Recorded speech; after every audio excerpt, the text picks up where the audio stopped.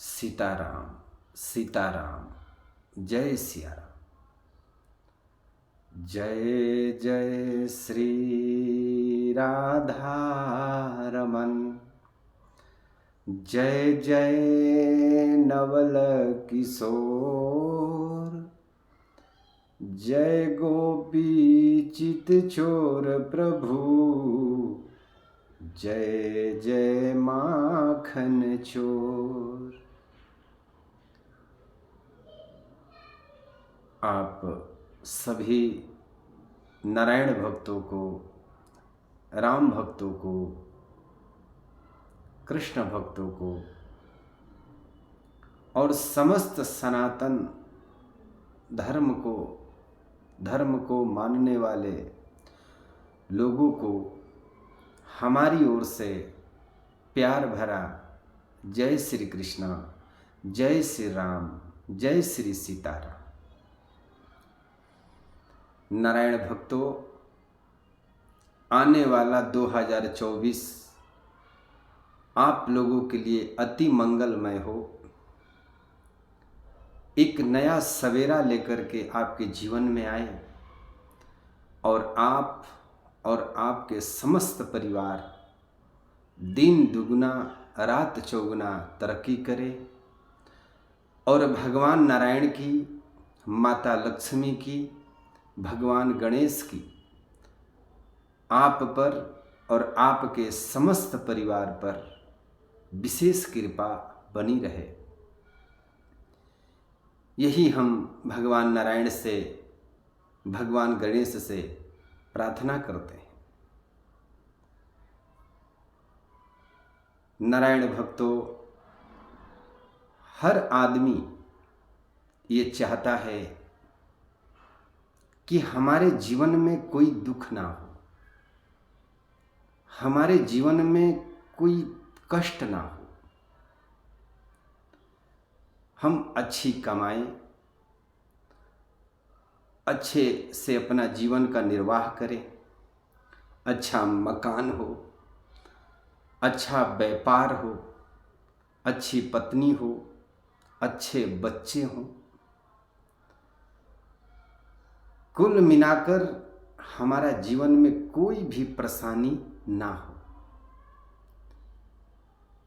ये करीब करीब हर आदमी की सोच होती है कि हमारा जीवन सुखी में गुजरे और संपन्नता में गुजरे। लेकिन नारायण भक्तों, क्या हम आप जो सोचते हैं वो होता है? नहीं होता है।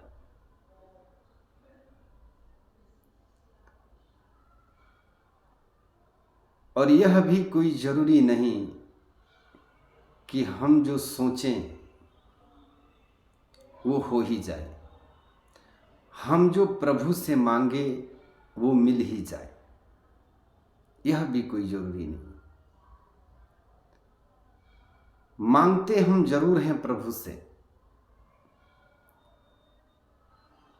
पर प्रभु हमें वही चीज देते हैं जो हमें, जिस चीज की हमें ज्यादा जरूरत होती है और हमारे जीवन में विशेष उसकी दरकार है,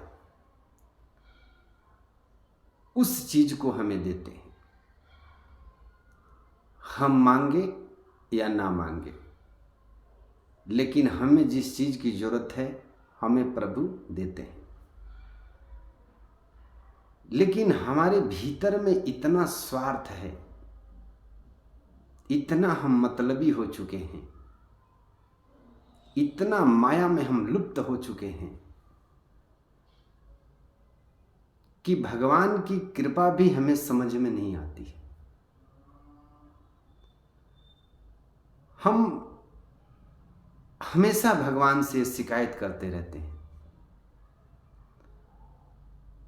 आप में कई ऐसे भक्त हैं कि हमेशा भगवान से शिकायत करते रहते हैं कि प्रभु,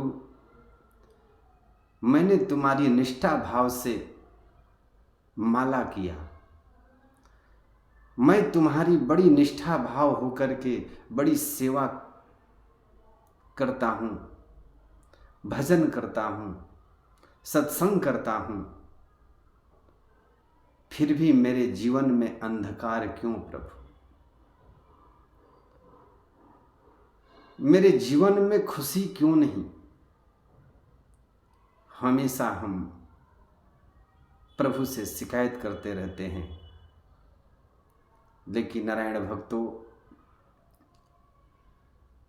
क्योंकि हमारी भक्ति करने का तरीका ही गलत हो गया। हम यदि भक्ति करते हैं तो कुछ मांगने के लिए भक्ति करते हैं। ये भक्ति पक्की भक्ति नहीं है।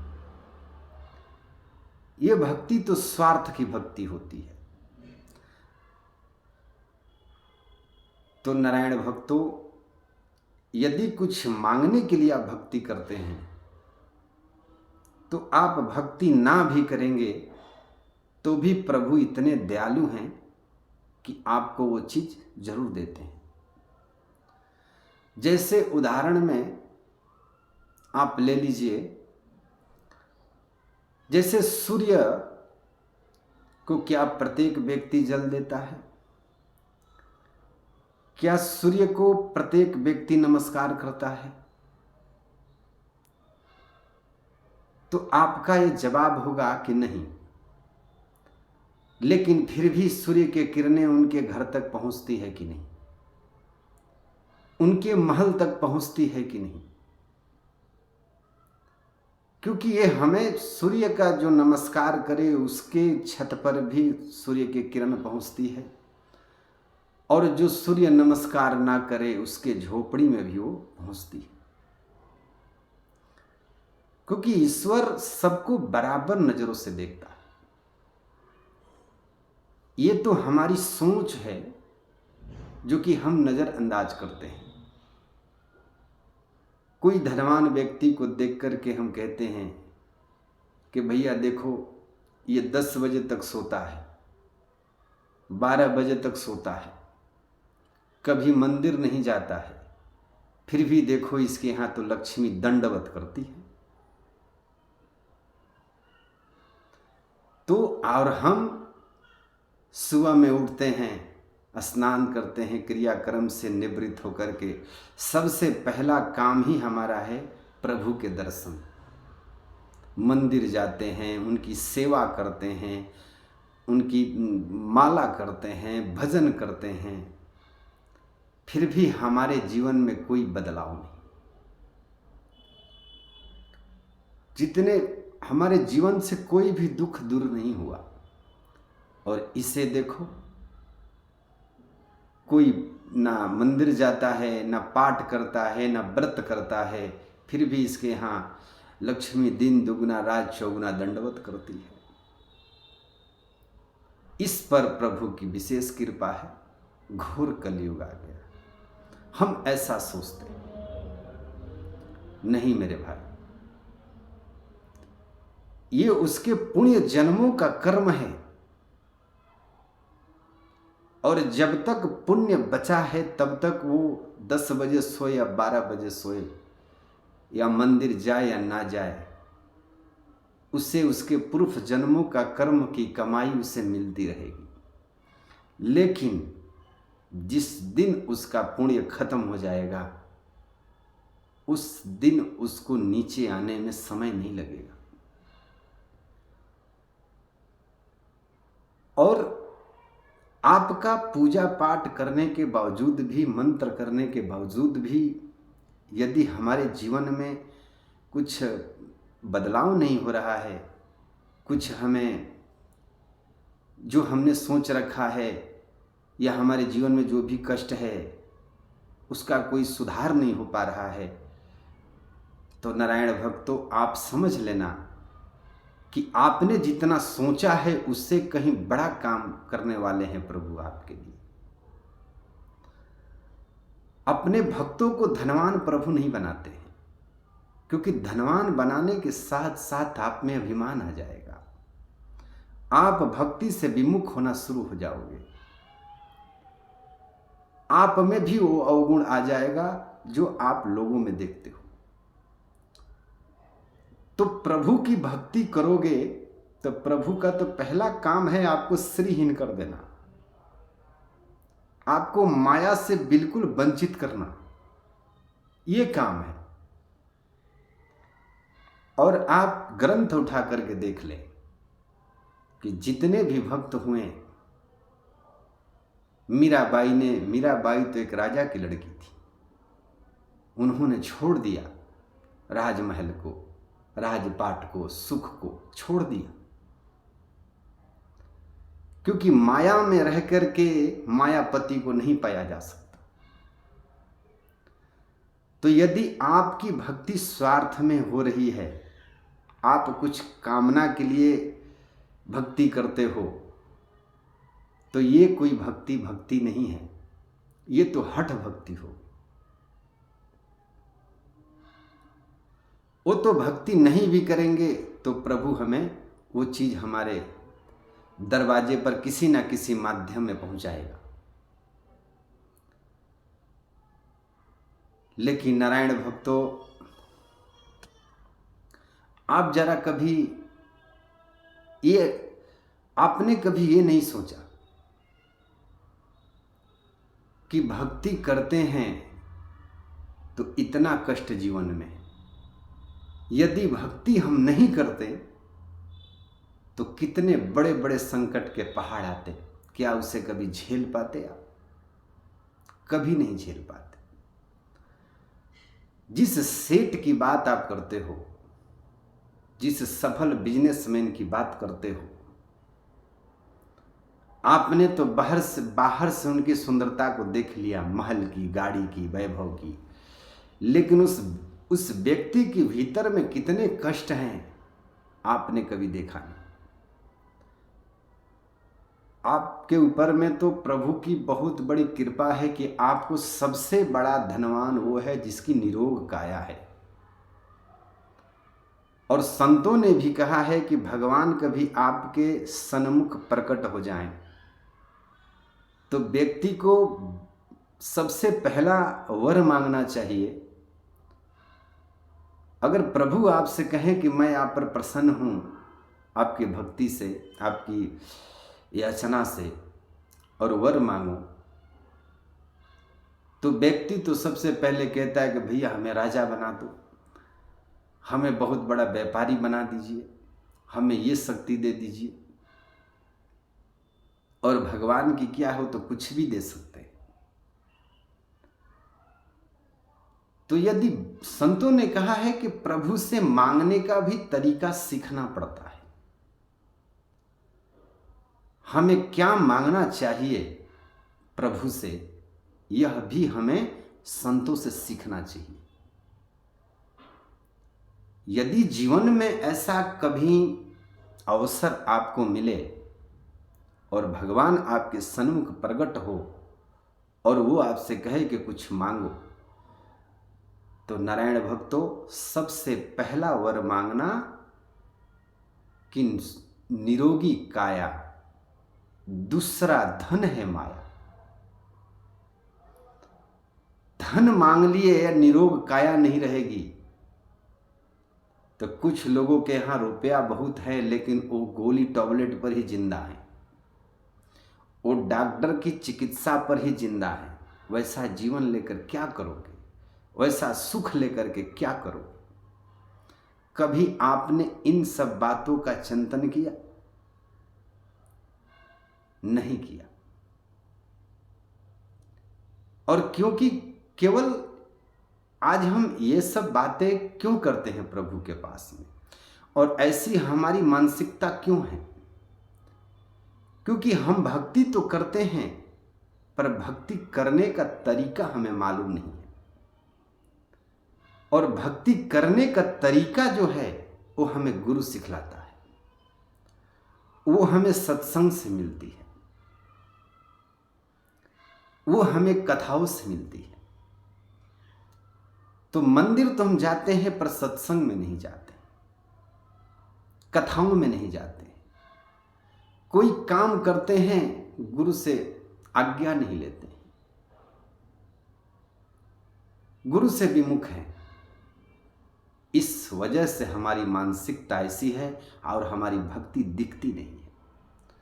लेकिन जब हम सत्संग में जाते हैं, जब हम गुरुदेव के पास में जाते हैं और जब गुरुदेव उस भगवान की जब लीला को वर्णन करते हैं, भक्तों की कथा को सुनाते हैं, तब हम अपनी भक्ति को तौलते हैं तो पता चलता है कि हाँ, हमारी भक्ति किस स्तर पर है। यदि हम किसी कामना के बस से भक्ति को करते हैं तो भगवान तो देते हैं, आपने जितना सोचा नहीं होगा उससे कहीं ज़्यादा वो हमें धन देते हैं, या जो भी मनोकामना है वो पूर्ण करते हैं। प्रभु से अगर कुछ मांग लिया और हम प्रभु से कुछ मांग करके हम क्या जताना चाहते, हम प्रभु के बताना चाहते हैं, इसका तो दो ही कारण हुआ। या तो हम प्रभु को ये बताना चाहते हैं कि आपको मालूम नहीं है कि हमें क्या चाहिए और कब चाहिए। ये मांगते हैं तो हम प्रभु को बताना चाहते हैं। अरे प्रभु सर्वव्यापक है, वो सब जानते हैं, वहां मांगने की जरूरत नहीं है, वो समय पर सब कुछ देता है। पर नारायण भक्तों, समय से पहले और जरूरत से ज्यादा कुछ नहीं मिलता है। तो जीवन में यदि सुख की कामना रखते हैं तो जितना मिला है उसी में आप संतोष करो, फिर जीवन को जिए, देखिए कितना आनंद आएगा। हमारे को भगवान को इस किसी चीज का कमी नहीं देते, पर हमारी दृष्टि ऐसी है, हमारी संग ऐसे हैं कि हम दूसरे की संपत्ति को देख करके हम दुखी हैं। हम अपने दुख से दुखी नहीं हैं, हम दूसरे के संपत्ति से, दूसरे के नाम से, दूसरे के यश से हम ज़्यादा दुखी हैं, और यही दुख का कारण है। और इस कारण से यदि बचना चाहते हैं तो सत्संग करिए, संतों का संग करिए, कथाओं में जाइए, अपने भी जाओ और बच्चों को भी ले जाओ, और हो सके तो समस्त परिवार के साथ में जाओ। संतोष करना सीखो। प्रभु ने जितना दिया उतना में संतोष करो, इसके बाद आप अपने जीवन को जिए, फिर देखिए कितना आनंद आएगा। पड़ोसी को ये हो गया, नगर में ये हो गया, उसको इतना दिया, अरे भाई उसका कर्म है, उसके अनुसार मिल रहा है। आपका कर्म है, आपके अनुसार मिल रहा है। आप भी इस जन्म में अच्छे कर्म करो, अच्छे दान करो, उपदान करो, अगला जन्म प्रभु आपको भी इससे कहीं बेहतरीन आपको जीवन देगा, इससे कहीं बेहतरीन धनवान के यहाँ जन्म देगा। अपने आप को तो पहले समझो, अपने जीवन को तो सुधारो। और ये कब होगा? जब सत्संग में जाओगे। तो भक्ति करने से पहले आप पहले सत्संग में जाना प्रारंभ करो, कथाओं में जाना आरंभ करो, संतों के संग करो, महापुरुषों के संग करो, और समाज में अच्छे लोगों का संग करो। कहते हैं कि मन एक खेती है, और मन में जो बीज हम बोते हैं वैसी सृष्टि हो जाती है। तो जैसा संग में हम रहते हैं वैसा हमारी सृष्टि रहती है, वैसी हमारी सोच हो जाते हैं, वैसे हमारे विचार हो जाते हैं। तो यदि हम बुरे का संग करेंगे, केवल पैसा पैसा, अरे पैसा क्या, ठीक है पैसे की जरूरत है उतना कि जितना में हम परवरिश कर सके अपना और अपने बच्चे को। क्या बैंक में हजारों करोड़ रुपया होंगे तो क्या आप लेके जाएंगे? अरे एक ढेला भी नहीं जाएगा। और ऐसा क्यों होता है हमारे साथ? क्योंकि हमारी संग ही लोभी व्यक्तियों के साथ में है। अच्छा, कुछ व्यक्तियों की पैसा अगर परमात्मा ने दे भी दिया तो उसे पता नहीं है कि इसको खर्च कहाँ करना है, वो गलत जगहों पर खर्च को करता है। तो नारायण भक्तों, सत्संग में जाएंगे तो धन भी कहाँ खर्च करने हैं, दान भी कहाँ करने हैं, और दान कौन कौन सा सार्थक है, क्या हमें संसार में करने चाहिए, क्या नहीं करने चाहिए, किस वजह से मानव शरीर मिला और परमात्मा ने हमें क्यों चुना, ये सब हमें सत्संग से पता होती है और गुरुदेव से पता होती है। तो जीवन में बेहतरीन बनाना चाहते हैं, जीवन को आनंदमय बनाना चाहते हैं, जीवन को खुशहाल बनाना चाहते हैं, तो सबसे पहले सत्संग करिए। और सत्संग में जाकर के गुरुदेव से जो मंत्र मिले, उस मंत्रों के द्वारा आप भगवान का पूजा करिए, भक्ति करिए, उपासना करिए। फिर देखिए इस भक्ति का कमाल, देखिएगा अपने विचार का कमाल, देखिएगा कि पहले की भक्ति में और सत्संग की बात की भक्ति में क्या फर्क नजर आता है। और किसी चीज की कामना नहीं करनी है भगवान से। भगवान सब जानता है और सब देता है। उसे पता है कि मेरे बच्चे को क्या चाहिए, मेरे बेटे को क्या चाहिए। संसार में उसी ने हमें भेजा है, अब तक उसी ने चलाया तो आगे भी वही चलाएगा। दूसरे की मजाल नहीं है, क्षमता नहीं है कि आपको कोई मदद कर सके। आप तो मदद दो हाथ वाले से मांगते हो। और नारायण भक्तों, जब भी जीवन में कुछ मांगना तो चार हाथ वाले से मांगना। दो हाथ वाला तो हमेशा मांगता है, कोई मंदिर के बाहर मांगता है, कोई मंदिर के भीतर मांगता है। तो जो मांगे उससे क्या मांगना, जो चार हाथ वाला है उससे मांगेंगे, उससे अपनी तकलीफ कहेंगे। हम इन संसार वालों से तकलीफ नहीं करेंगे। और ये भ्रम क्यों, कब तक है? जब तक कि हम सत्संग में नहीं जाते, जब तक हम शास्त्रों को नहीं पढ़े। हम तो उपन्यास को पढ़ते हैं। क्या समझाओगे अपने बच्चे को? पहले रामायण को पढ़िए, फिर सत्संग करिए, फिर रामायण का असर देखिए। शास्त्र पढ़े नहीं, रामायण पढ़े नहीं, वेद पढ़े नहीं, पूजा पाठ करते नहीं हो, मंदिर जाते नहीं हो, तो क्या अपने बच्चे में संस्कार तुम डालोगे? इसलिए सत्संग जरूर करें और तब भक्ति करें, और अपने स्वार्थ को प्रभु से ना जोड़ें। और प्रभु ने जितना दिया है उतना में संतोष करें। जीवन अच्छा खासा गुजरेगा। और बाद बाकी जो भक्ति की कमी है वो सत्संग से अपने आप आपको दिखने लगेगा और गुरुदेव आपको बता देंगे। जय श्री राम, जय जय सीताराम, जय श्री कृष्ण, जय श्री राधे श्याम, सीताराम सीताराम, जय श्री राम।